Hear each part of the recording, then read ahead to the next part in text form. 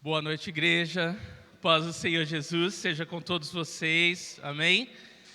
Queridos, nós estamos ainda em clima de festa, né? Depois da noite de ontem, foi uma festança bem animada. E nós ainda temos até o painel para quem não tirou foto. Queridos, essa noite ela é muito especial por várias razões, né? E uma delas é que o Senhor trouxe um amigo de 15 anos. E ele vai entregar a palavra do Senhor para nós essa noite. Então eu quero que nós recebamos ele com muito carinho, Pastor Johnny.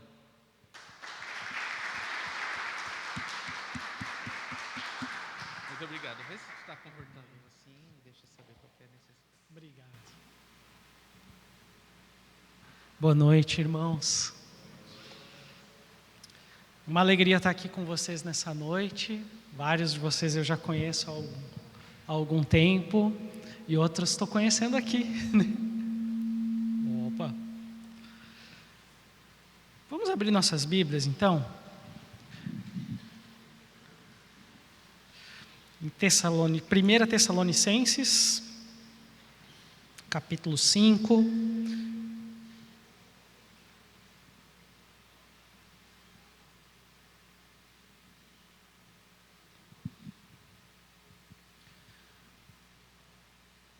Eu já conheço o Celso há tantos anos, né?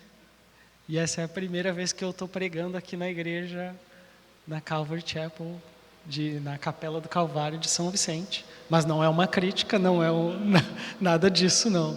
Mas é realmente um privilégio estar aqui com vocês nessa noite, Thaís. 1 Tessalonicenses, capítulo 5, nós vamos ler uma porção da palavra do Senhor nessa noite, do versículo 12 até o 16. A gente tem aqui projetado esses versículos também. Isso. Diz assim então a palavra do Senhor. Agora pedimos a vocês, irmãos, que tenham consideração para com os que se esforçam no trabalho entre vocês, que os lideram no Senhor e os aconselham. Tenham-nos na mais alta estima, com amor, por causa do trabalho deles. Vivam em paz uns com os outros. Exortamos vocês, irmãos, a que advirtam os ociosos, confortem os desanimados, auxiliem os fracos, sejam pacientes para com todos. Tenham cuidado para que ninguém retribua mal com mal, mas sejam sempre bondosos uns para com os outros e para com todos. E alegrem-se sempre. Até aqui a palavra do Senhor. Me permitam orar com vocês e a gente começa a olhar para esse texto. Deus, muito obrigado, Senhor, por essa noite. Obrigado pela chuva que cai. Obrigado por tudo que o Senhor tem feito e por tudo que o Senhor faz. Que nessa noite, Deus, nós possamos olhar para esse texto e termos o nosso coração prostrado diante do Senhor. Que a nossa mente ela esteja humilde para ouvir a Tua palavra. E que o nosso coração, Senhor, ele esteja atento para ouvir a Tua voz. Nos ajuda nessa noite, Senhor, a compreender o que o Senhor tem para nós diante desse texto. Em nome de Jesus eu oro. Amém. Amém, meus irmãos. A carta de 1 Tessalonicenses, ela é uma carta muito especial e ela gira em torno de 3 temas bem simples que você pode ver no capítulo 1, no versículo 3. E ela gira em torno desses 3 temas que fala da fé operosa, uma fé ativa, um amor abnegado e uma esperança viva no retorno de nosso Senhor Jesus Cristo, uma esperança perseverante no nosso Senhor Jesus. E esses 3 temas, eles são bem vistos ao longo desses 5 capítulos que essa carta de 1 Tessalonicenses tem. E os versículos que nós vamos ver nessa noite, eles são o início do fim. Não por uma questão escatológica ou por uma questão de fim dos tempos, mas porque o apóstolo Paulo vai se dirigindo ao final da sua carta. E antes de terminar essa carta, ele então entrega alguns conselhos para a igreja de Tessalônica. O apóstolo Paulo entrega algumas recomendações para eles antes de finalizar a carta. E Paulo, então, ele dá início ao final da sua carta, logo depois dele ter concluído um ensino muito importante acerca do fim dos tempos, acerca do retorno de Jesus, que os tessalonicenses estavam interpretando erroneamente lá. E ele diz que ele fala então do dia do Senhor nos versículos anteriores, ao versículo 12. E ele fala que esse dia do Senhor, ele vai ser um dia que vai vir repentinamente. E ele usa uma ilustração dizendo que esse dia vai ser como como o ladrão que chega à noite, né? E Paulo exorta então os crentes a ficarem atentos para não ser pegos de surpresa.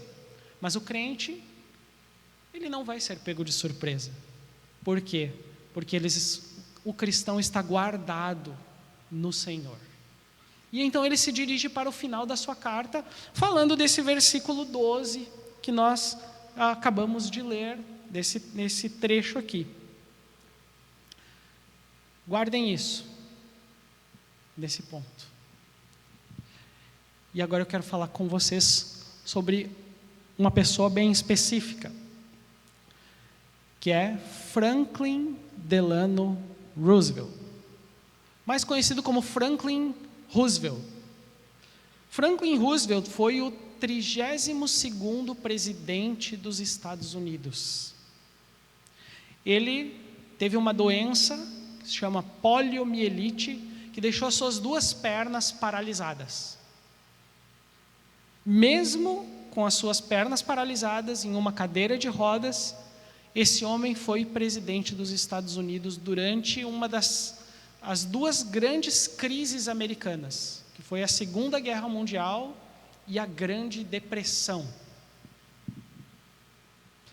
E Roosevelt, ele tem uma frase que é a seguinte, abre aspas para Roosevelt: o país não está pronto para ver o seu presidente em uma cadeira de rodas.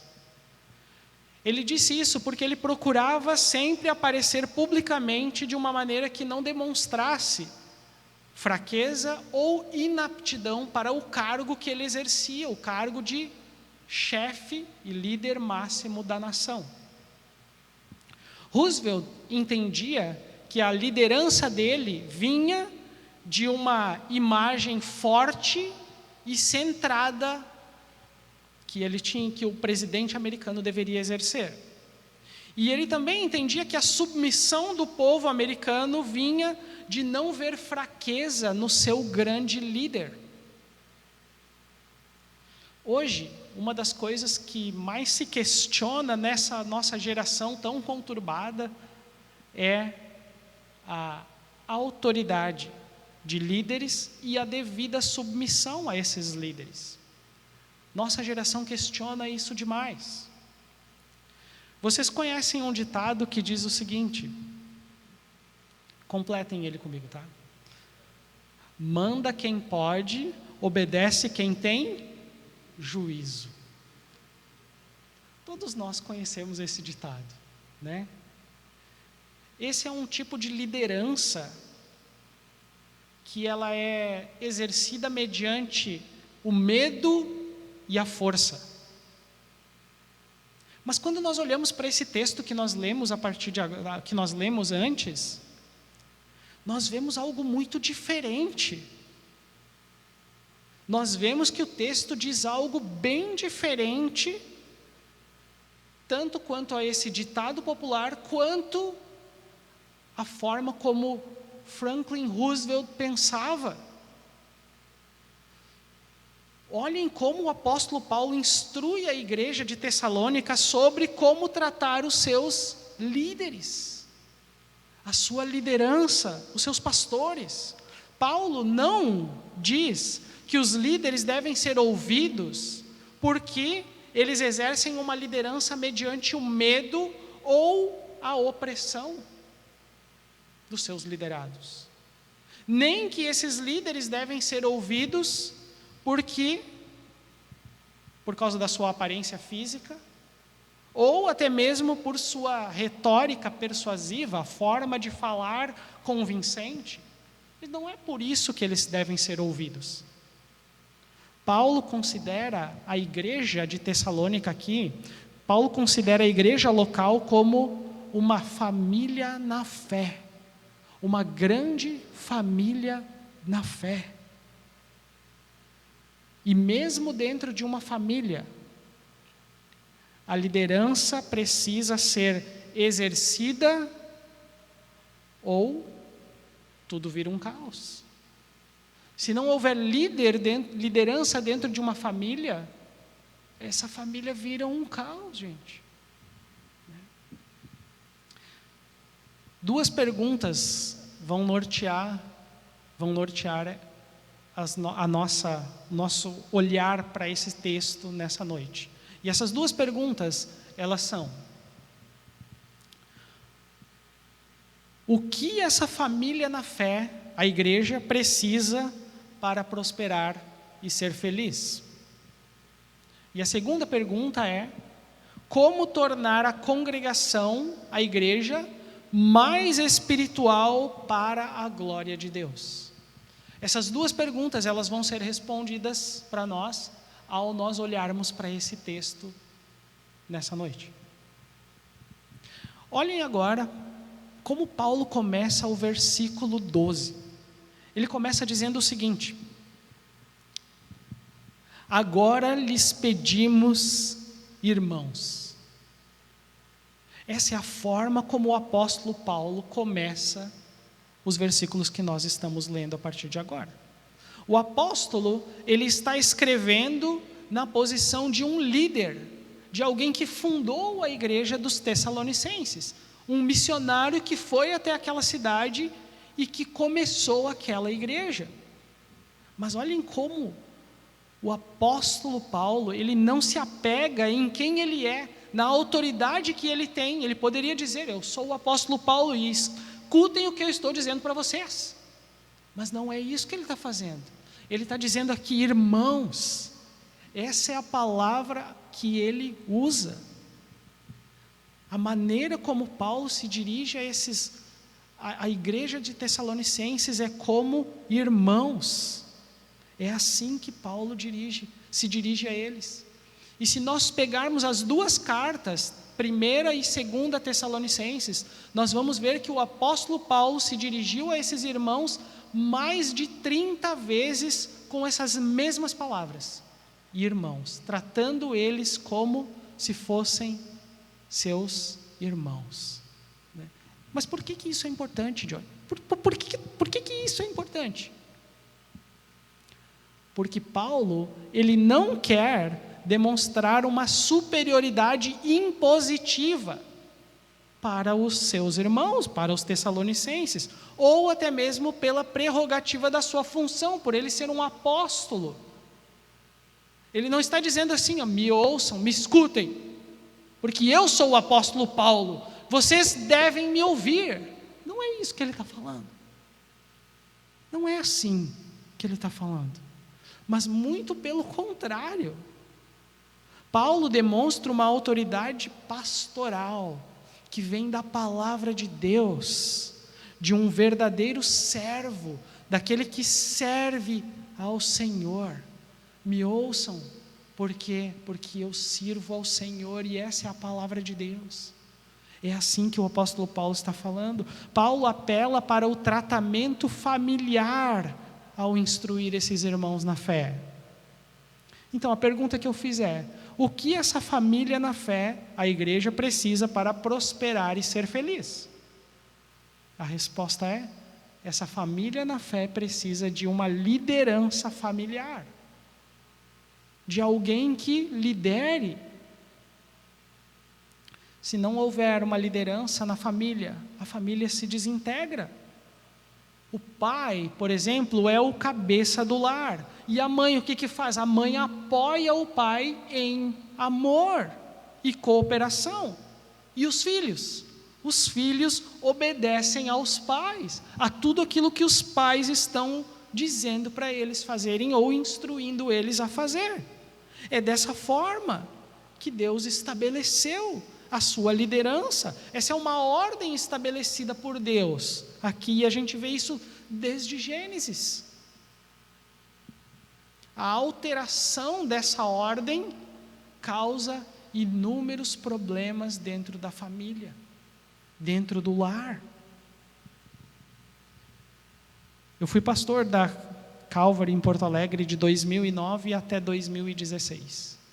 Logo depois que eu saí, deixei a igreja, que a igreja terminou, em 2017 eu fui trabalhar num projeto chamado Fase para Cristo. Fase é o nome da instituição que aqui em São Paulo vocês chamam de Fundação Casa, que faz evangelismo dentro dessas unidades da Fase, que seria a Fundação Casa, aqui, lá no Rio Grande do Sul. E uma das coisas que eu percebi foi num Dia das Mães. E eu percebi que só tinham mães e avós visitando os meninos que estavam em conflito com a lei, que estavam presos lá, naquele lugar. E mais impressionante ainda foi ver e saber que os pais deles nunca foram presentes na vida desses meninos. Eles nunca tiveram limites estabelecidos dentro da sua família.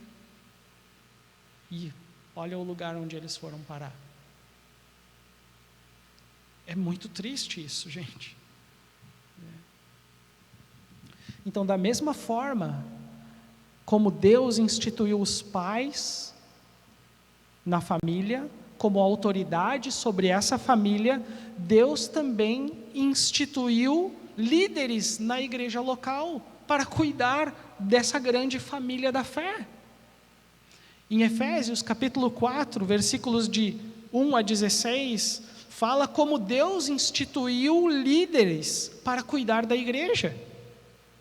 E esses homens são verdadeiros presentes de Deus para as igrejas. Aí agora você olha para mim e diz assim: Papa, Johnny, mas alguns são presente de grego mesmo, né? Sim, realmente, alguns são, mas não são desses que eu estou falando. Não são desses que a gente está falando aqui, tá? Agora, o que as igrejas devem fazer com esses presentes que Deus dá para as igrejas, com esses homens que Deus instituiu para liderar as igrejas, a família da fé? O que as igrejas devem fazer? Olhem a continuação do versículo 12, que diz assim: que tenham consideração. Vou ler todo ele. Diz assim, Paulo começa: agora lhes pedimos, irmãos, que tenham consideração. Outras versões da Bíblia falam que acateis com apreço os que se esforçam no trabalho entre vocês. Nós podemos ver que ter em consideração, tem um significado muito abrangente aqui. Ele é muito amplo. Isso significa que as igrejas devem 4 coisas. Primeiro, acatar ou aceitar essas dádivas que Deus dá para ela. Deus dá homens, líderes, pastores para essas igrejas, e o que as igrejas devem fazer? Aceitar esses presentes que estão sendo dados para ela. Aceitar esses homens. Ele mesmo concedeu uns para apóstolos, outros para profetas, outros para pastores, outros para evangelistas e outros para pastores e mestres, com vista ao aperfeiçoamento dos santos, para o desempenho do seu serviço, para a edificação do corpo de Cristo. Efésios capítulo 4, versículos 11 e 12. Deus instituiu esses homens, Deus deu esses presentes para as igrejas. Agora, isso não significa que o pastor vai ter que invocar a lei Zagalo. Qual é a lei Zagalo? Vocês vão ter que me engolir, né? O pastor vai chegar, Deus me deu, eu sou o presente que Deus deu para vocês, e vocês vão ter que me engolir, é isso aí. Não é isso, não é disso, não é dessa forma, não é assim que nós estamos falando, né? Mas ao mesmo tempo em que vocês elegem os seus líderes, reconhecem os seus líderes dentro da sua própria igreja, no meio de vocês estão vendo como Deus levantou pessoas. Dessa forma, vocês estão aprovando aquilo que Deus está fazendo, o chamado de Deus na vida desses homens, o chamado de Deus na vida dessas pessoas. Segunda coisa que a consideração, ter em consideração implica em valorizar esses homens que Deus deu para as igrejas. A versão Almeida, revista e atualizada, fala em acatar com apreço. Então não é somente aceitar esses homens que Deus está dando para as igrejas, é também valorizar eles. Significa valorizar eles também. E assim, não há nada de errado em você, em as igrejas, valorizar os seus pastores que servem fielmente às suas igrejas, desde que Deus receba a glória em tudo o que for feito pelos seus pastores, desde que Deus seja glorificado em tudo. A liderança espiritual é uma grande responsabilidade, meus irmãos. É uma responsabilidade enorme carregar o título ou cargo de pastor. Não é fácil servir como um pastor, não é fácil servir como um diácono na igreja, ou como um líder espiritual na igreja, não é fácil. As batalhas, elas são enormes. Os incentivos para isso são muito poucos.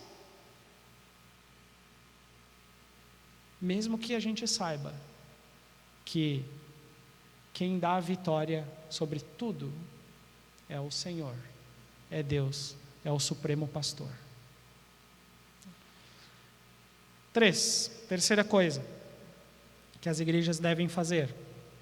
As igrejas devem amar os seus pastores, amá-los. Olhem o versículo 13, diz bem assim: tenham-nos na mais alta estima com amor. Com amor.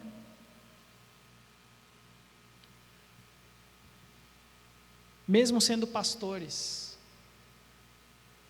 mesmo sendo um diácono ou um líder na igreja, esses irmãos, essas pessoas, continuam sendo seus irmãos.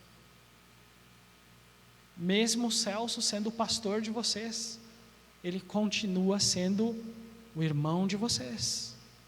Continua sendo um irmão para vocês. Como líderes, os pastores estão acima da igreja, acima dos irmãos. Mas, fora disso, eles continuam sendo irmãos de vocês. Pela graça de Deus, eles estão acima. E sem amor, esse relacionamento,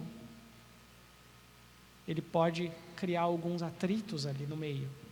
Sem o amor cristão, esse relacionamento pode gerar tensões de ambos os lados. Então, ao mesmo tempo que a igreja ela é chamada para amar os seus líderes, os seus pastores, os líderes também são chamados para amar as suas igrejas, para amar as suas ovelhas, para amar aqueles que Deus tem trazido para serem pastoreados. 1 Pedro, capítulo 5, versículos 2 e 3, a gente tem ele aqui. Diz assim, 1 Pedro, capítulo 5, versículos 2 e 3, um dos versículos que eu mais gosto sobre pastoreio. É o meu versículo favorito sobre pastoreio. Diz assim: pastoreiem o rebanho de Deus que está aos seus cuidados. Olhem por ele, não por obrigação, mas de livre vontade, como Deus quer. Não façam por ganância, mas com o desejo de servir. Não hajam como dominadores dos que lhe foram confiados, mas como exemplo para o rebanho, como exemplo para o rebanho. Esse é o trabalho do pastor, agir como um exemplo para o rebanho. Quarto e último dever das igrejas, para com os presentes que Deus dá para ela. As igrejas também devem obedecer os seus pastores, obedecer os seus líderes, né? Hebreus 13, capítulo 13, versículo 17 diz: obedeçam aos seus líderes e submetam-se à autoridade deles. Eles cuidam de vocês como quem deve prestar contas diante do Senhor. Obedeçam-lhes para que o trabalho deles seja uma alegria e não um peso, pois isso não seria proveitoso para vocês. Para vocês. Isso significa que quando os servos de Deus estão chamando a igreja para obedecer a palavra de Deus, o dever de todo liderado é obedecer a esse chamado, obedecer aquilo que Deus está falando, obedecer ao chamado do seu pastor, ou seja, exercitar a consideração pelos que lideram. Esse é o chamado de Deus para a sua igreja, o chamado de Deus para os seus liderados. Na igreja, lá em Porto Alegre, tem uma coisa que nós sempre falamos, eu e o outro pastor. Nós dizemos sempre assim: inerrante é somente a Bíblia, pastores erram. Por isso, não ouça a mim, as minhas palavras, mas ouça o que a palavra de Deus diz. Por essa razão, nós orientamos as pessoas sempre a obedecer a palavra de Deus. Não obedeça a mim, obedeça a palavra de Deus, né? Então vocês podem tornar o trabalho do seu pastor ou mais leve ou mais pesado, ou mais alegre ou bem mais pesado e mais difícil. Como? Sendo obedientes à palavra de Deus. Então, meus irmãos, esses são 4 deveres das igrejas para com os seus líderes, para com os seus pastores. Primeiro, aceitá-los. Segundo, valorizar esses homens. Terceiro, amar eles. E quarto, obedecer a eles. Aí agora você olha para mim e diz assim: mas por qual motivo? Por qual motivo as igrejas devem fazer isso então? Leia comigo versículos 12 e 13 agora juntos e nós vamos encontrar resposta para essa pergunta.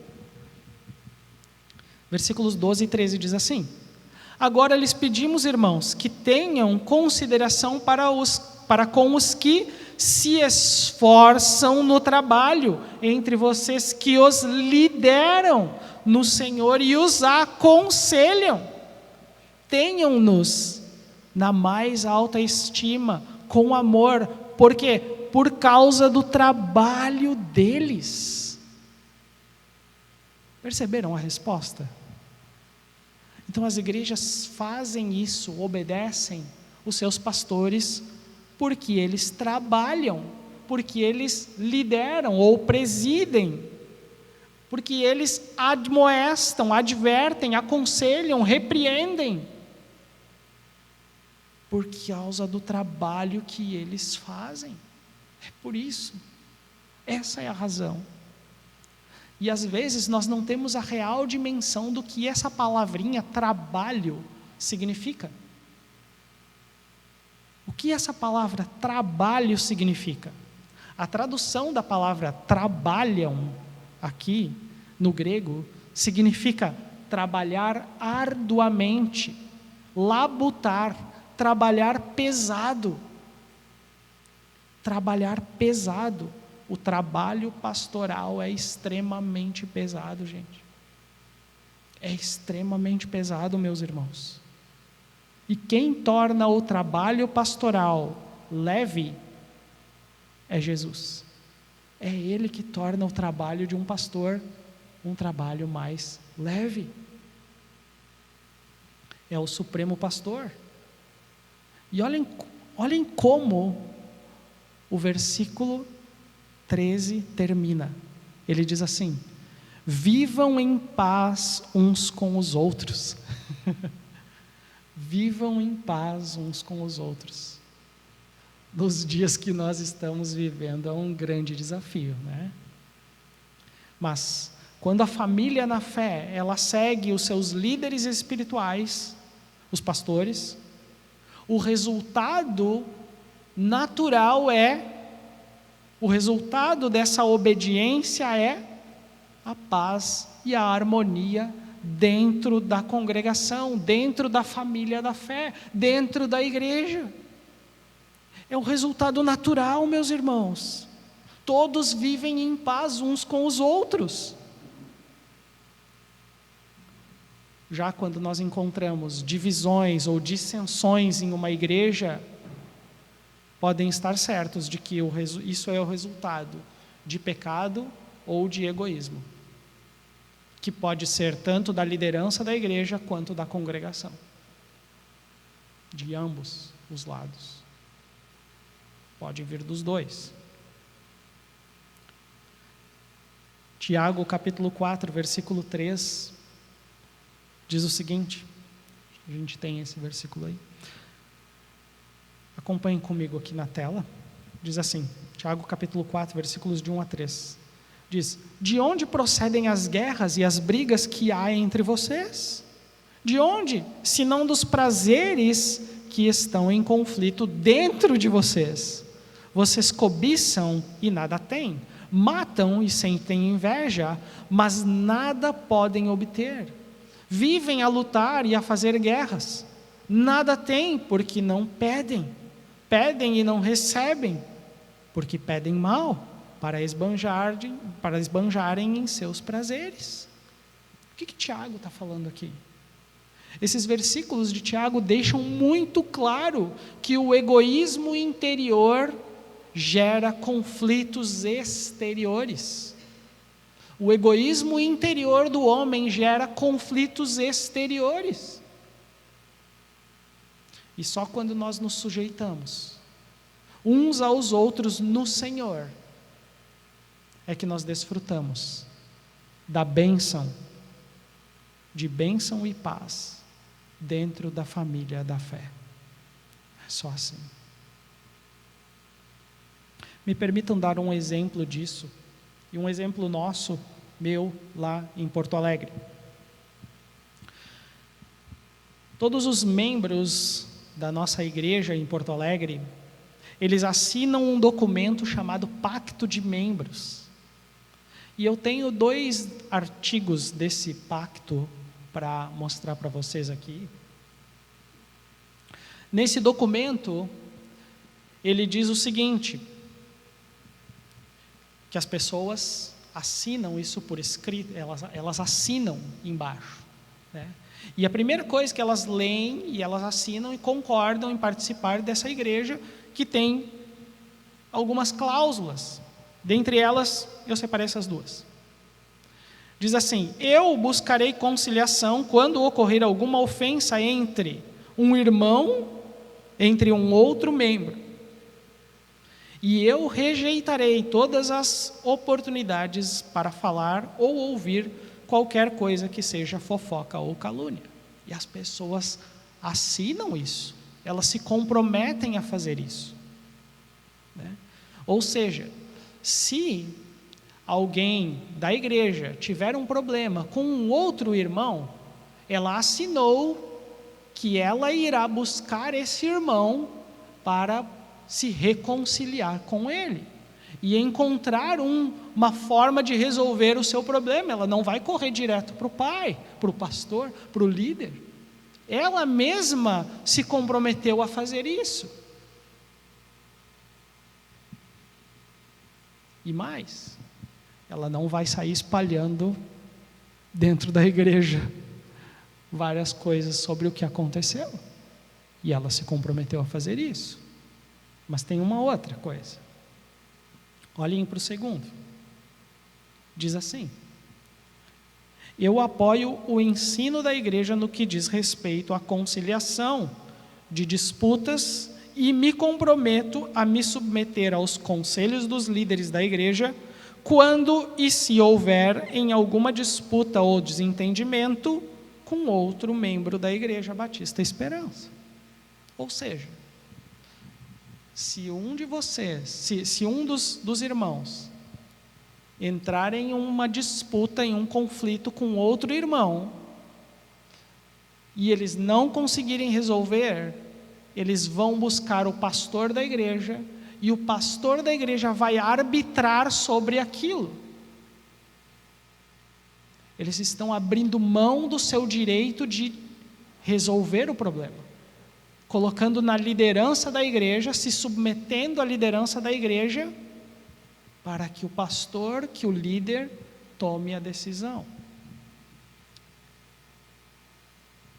Eu não sei vocês, mas quando eu tenho mais 3 irmãos, eu sou o mais velho de 3 irmãos, e sempre que eu e a minha irmã tínhamos alguns, que é mais próxima de mim, de idade, né? Eu tenho 43, a minha irmã fez 40 agora, e eu sei que não parece, mas eu tenho 43, pode crer. Mas sempre que nós tínhamos um conflito e nós não conseguíamos resolver, o nosso pai e arbitrava sobre aquilo, sobre aquela discussão, sobre aquele problema. E é isso que nós estamos tentando fazer aqui, dando a responsabilidade para a liderança da igreja. Mas por que eu estou falando isso? Percebam que o pacto de membros da nossa igreja coloca uma responsabilidade sobre o membro da igreja, sobre um membro dessa igreja. Ele se torna corresponsável por manter a paz dentro da família, corresponsável por manter e preservar a unidade da fé em Cristo Jesus. Os líderes, meus irmãos, os pastores, não são capazes de fazer todo o trabalho sozinho. Eles não são capazes de fazer todo o trabalho ministerial sozinhos. E por essa razão, o apóstolo Paulo acrescenta ainda alguns elementos essenciais nessas recomendações finais aos Tessalonicenses. E a primeira pergunta que eu fiz foi: o que a família da fé, a igreja, precisa para prosperar e ser feliz? A resposta é: precisa de uma liderança, precisa de líderes. A segunda pergunta é: como tornar a congregação, a igreja, mais espiritual para a glória de Deus? E a resposta é: com a cooperação de toda a família. Todos são responsáveis por eles mesmos. Todos são corresponsáveis pela saúde da igreja. Olhem o que o versículo 14 diz agora. Exortamos vocês, irmãos, a que advirtam os ociosos, confortem os desanimados, auxiliem os fracos, sejam pacientes para com todos. Nos versículos anteriores, o apóstolo Paulo falou para a igreja sobre a necessidade da congregação respeitar os seus líderes. Mas agora o apóstolo Paulo, ele passa a aconselhar a igreja sobre o modo como ela deve tratar os irmãos dentro dela mesma.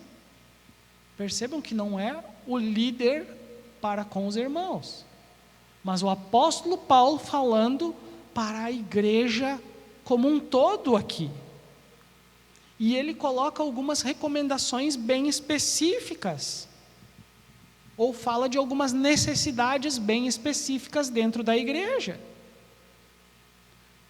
Dentro de uma mesma congregação, dentro de uma mesma igreja, nós temos pessoas muito diferentes umas das outras, e com necessidades bem diferentes umas das outras. Os pastores devem sim zelar pelo rebanho, cuidar dele, alimentar as ovelhas, como Pedro instruiu. Mas percebam que o apóstolo Paulo aqui está se dirigindo, ou dirigindo essa exortação para a igreja inteira, para a igreja como um todo, e não somente os líderes. A igreja inteira deve estar envolvida no cuidado dela mesma. Uma das responsabilidades dos líderes é preparar outros líderes para as igrejas, para cuidar do rebanho. Isso está em Efésios capítulo 4, versículo 12. E isso que o apóstolo Paulo está falando aqui não é nada popular. Não foi para os tessalonicenses e não é nos dias de hoje. Não é nada popular, gente. Por quê? Porque a maioria dos membros das igrejas pagam seus líderes, terceirizam o trabalho da igreja para os líderes e se eximem das responsabilidades da igreja, dos irmãos uns para com os outros. É mais fácil ligar para o pastor: pastor, seguinte, tu não viu, pastor, que o fulano de tal aconteceu isso, e tu não vai fazer nada, pastor? É muito fácil, gente, isso. Hoje é mais fácil ainda, porque a gente nem liga mais, a gente só manda um zap. Né? Pastor, te liga aí, pá, pum. É uma forma de terceirizar, gente. Mas o apóstolo Paulo aqui, ele cita alguns membros especiais dentro da família da fé que precisam de ajuda pessoal. Ou seja, que precisam ser exortados e discipulados dentro da igreja. E ele cita esses grupos aqui. O primeiro grupo que ele cita aqui são os ociosos. Os ociosos, né? Que outras traduções falam de os insubmissos, né? E o termo original usado aqui significa os desordeiros, desordenados, os rebeldes, os irresponsáveis, né? E esse termo aqui, ele era usado para se referir aos soldados que não mantinham a sua devida formação. Eles insistiam em marchar do modo deles, do jeito que eles queriam. O ambiente carinhoso de uma família, ele deve incentivar o desenvolvimento individual das pessoas.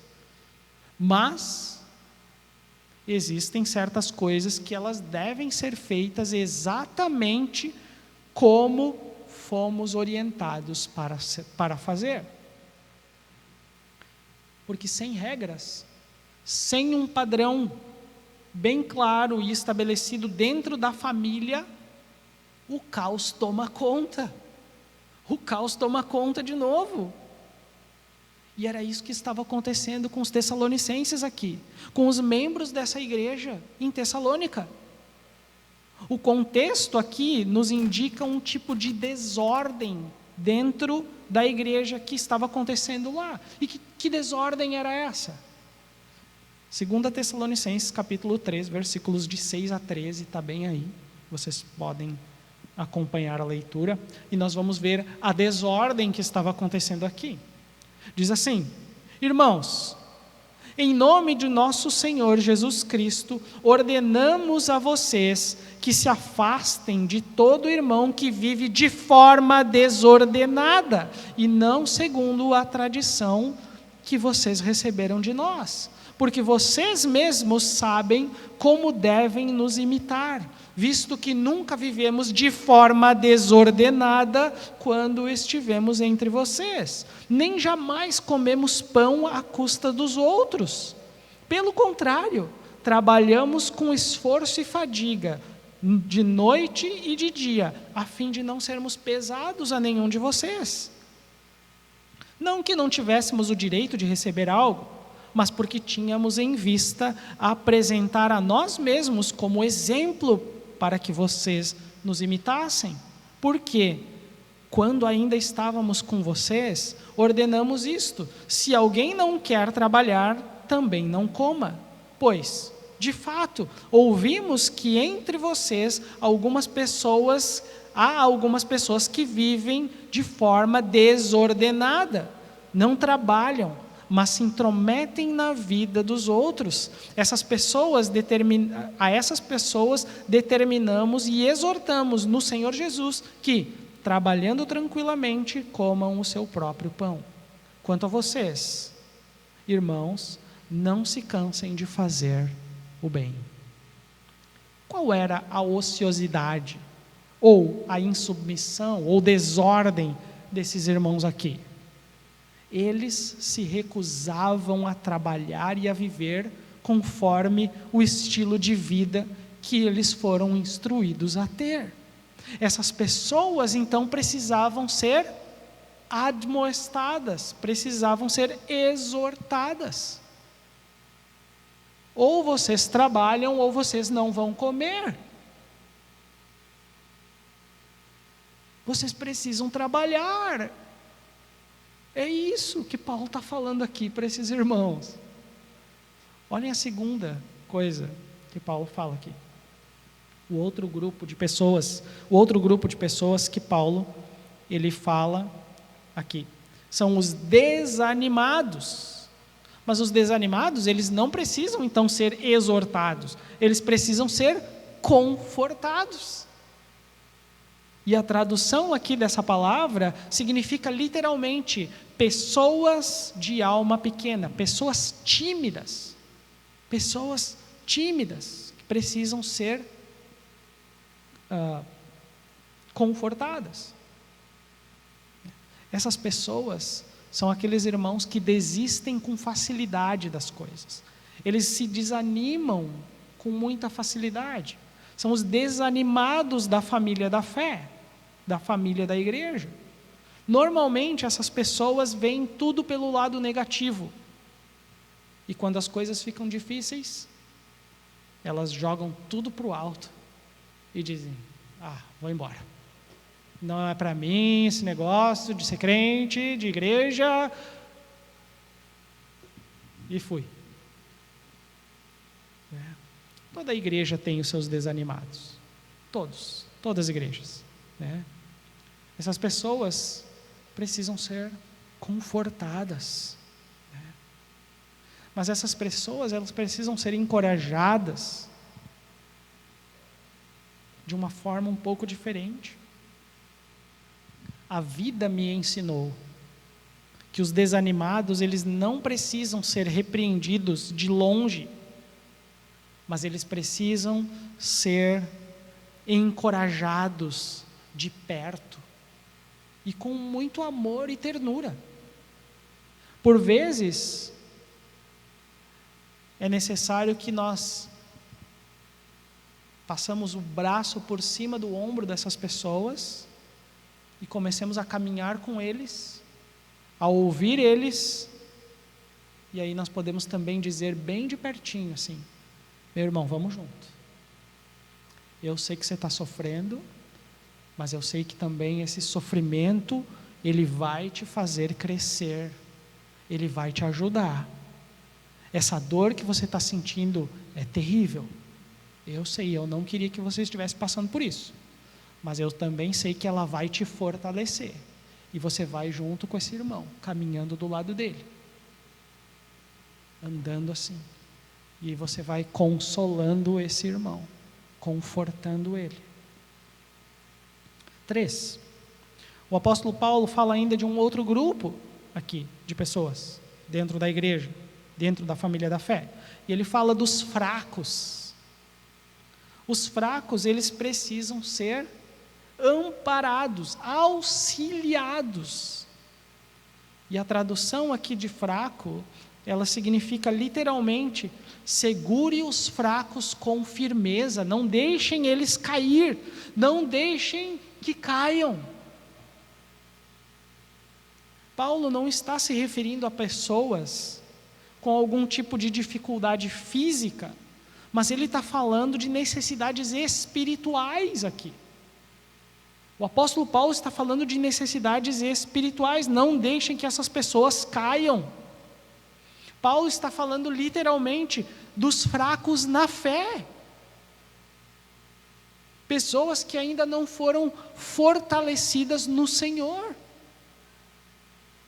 Pessoas fracas na fé, elas têm muita dificuldade, por exemplo, com a liberdade cristã, com a liberdade que Cristo traz para cada um de nós, que Cristo nos dá, que Cristo conquistou na cruz. Eles normalmente se cercam de regras e normas com o objetivo de se proteger de ameaças externas. Mas aí então como que a gente lida com pessoas assim? Como que nós lidamos então com essas pessoas? 1 Coríntios capítulo 9, versículos 22 e 23, fala assim, ó.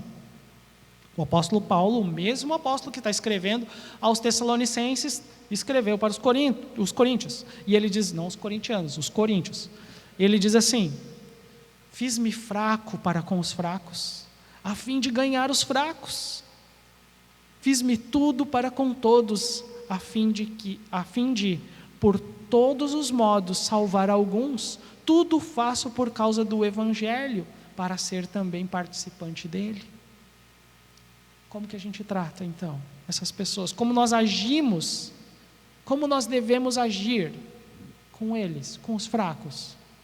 Com amor, com paciência, de modo que eles possam olhar para nós, os fortes, pela graça de nosso Senhor, e encontrar em nós, os fortes, na fé, segurança e conforto que só Cristo pode dar. Que que os fracos possam encontrar em vocês um exemplo a ser seguido. Cada um de nós amadurece de uma forma. Cada um de nós amadurece na fé de um jeito diferente. Cada um tem um tempo, um modo diferente de entender a vida cristã. Agora, não é fácil isso. Lidar com essas pessoas não é fácil. E porque não é fácil, o apóstolo Paulo, então, acrescenta 3 conselhos nos versículos seguintes. Conselho número 1 do apóstolo Paulo, ele diz assim: sejam pacientes para com todos, é a continuação do versículo. Sejam pacientes para com todos. É preciso ter paciência, meus irmãos, com os fracos na fé. É preciso ter paciência com esses irmãos. É preciso ter paciência para criar uma família. É preciso ter paciência para cuidar dos membros dessa família. Os membros da família mais fracos e que requerem ajuda, mais ajuda, podem um dia se transformar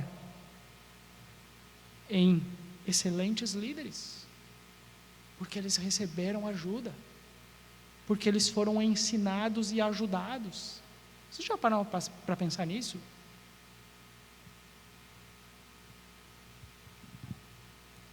Antes de criticarmos a postura, a vestimenta de alguém, a forma de alguém agir, ou até mesmo a forma de alguém falar, que nós possamos ser longânimos com cada um deles, que nós possamos ter paciência com cada um deles, especialmente os que estão chegando, especialmente os que estão chegando.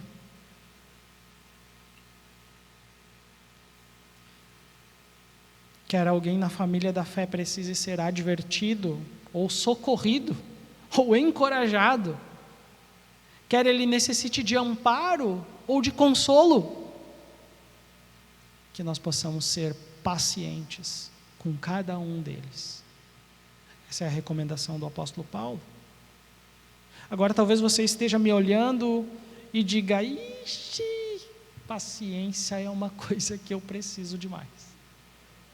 Eu não sou paciente, não, isso não é para mim, não. Pastor, como que a gente faz isso? Colossenses 3, versículo 12 diz: portanto, como eleitos de Deus, santos e amados, revistam-se de profunda compaixão e bondade, de humildade, de mansidão e de paciência. Se falta paciência para você, meu irmão, peça a Deus que Deus vai te dar. Peça a Deus e o Senhor vai te dar. Conselho número 2. Atentem para a motivação do coração de vocês. Olhem só o que diz o versículo 15. Ele diz assim: tenham cuidado para que ninguém retribua mal com o mal, mas sejam sempre bondosos uns para com os outros e para com todos. E para com todos. É comum, meus irmãos, é comum, é verdade. É comum ser rejeitado quando você tenta exortar alguém, quando você tenta admoestar alguém, quando você tenta repreender alguém, até mesmo quando você tenta consolar ou amparar alguém. Você pode ser rejeitado por isso. Talvez você nem seja valorizado por fazer isso. Mas é preciso servir com amor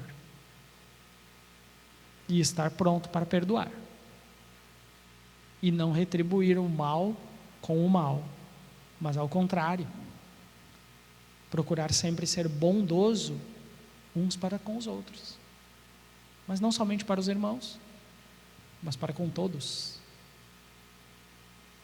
É isso que o apóstolo Paulo diz. E se possível, no que depender de vocês, vivam em paz com todas as pessoas. O mesmo apóstolo Paulo fala isso aos Romanos, no capítulo 12, versículo 18. E que mais? Tendo Jesus como seu grande exemplo, seja a atitude de vocês a mesma de Cristo Jesus, que embora sendo Deus, não considerou que o ser igual a Deus era algo que ele devia se apegar, mas ele esvaziou-se a si mesmo, vindo a ser servo, tornando-se semelhante aos homens, e sendo encontrado em forma humana, humilhou-se a si mesmo, e foi obediente até a morte, e a morte de cruz. Filipenses 2, versículos 5 a 8. Então, qual é a nossa motivação? A nossa motivação ao servirmos uns aos outros deve ser o amor a Cristo. Por que você faz isso?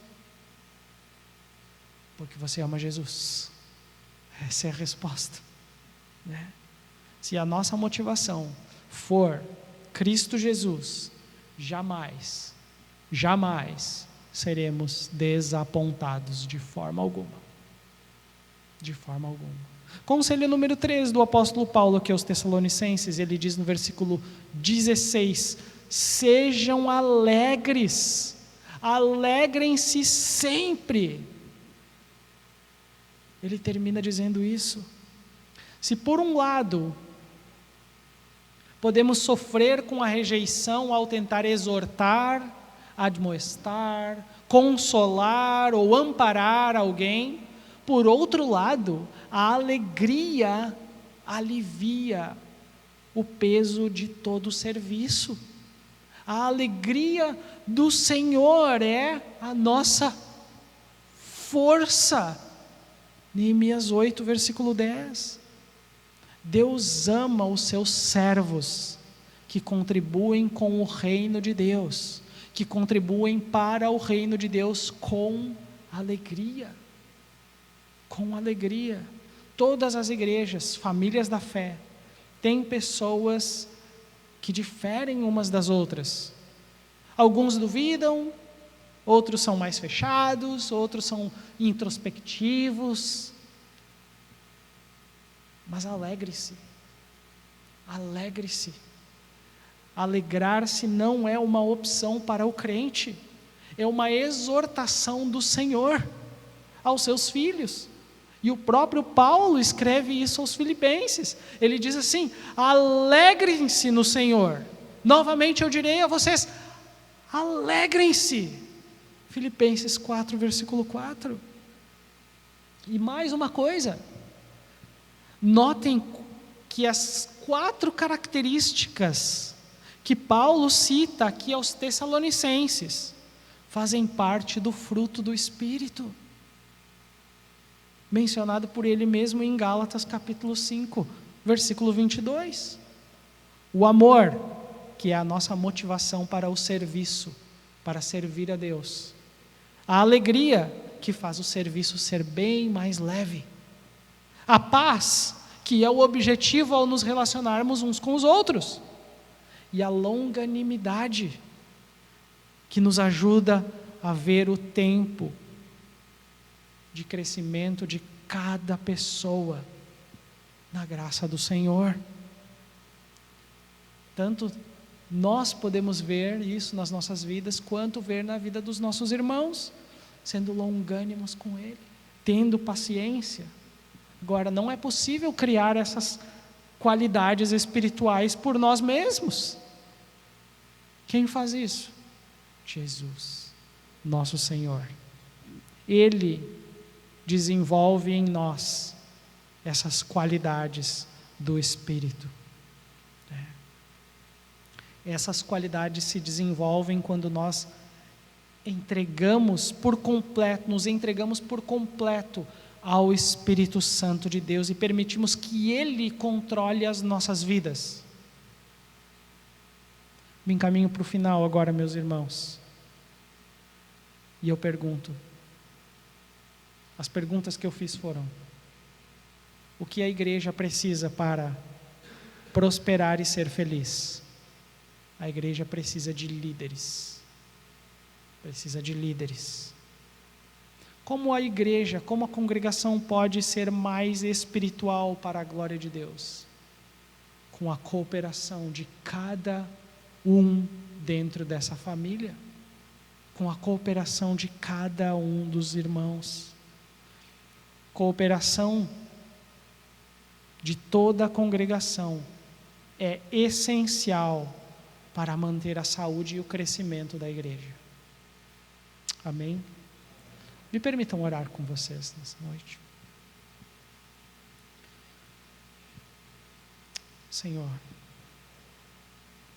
Senhor nosso Deus, o Senhor é o dono da igreja.